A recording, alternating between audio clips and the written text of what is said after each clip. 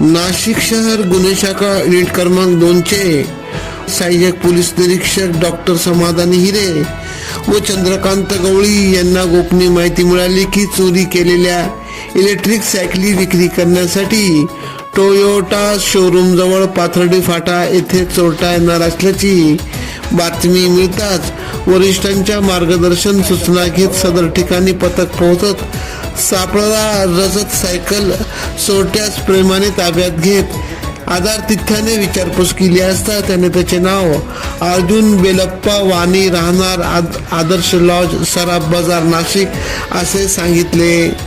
थंडीत मिळालेली नेस कॉफीचा आस्वाद घेत त्याने गुन्ह्याची कबुली दिली। 1,50,000 रुपये किमतीच्या 17 सायकली काढून दिल्या। याबाबत पुढील कारवाईसाठी अंबड पोलिसांच्या ताब्यात देण्यात आले।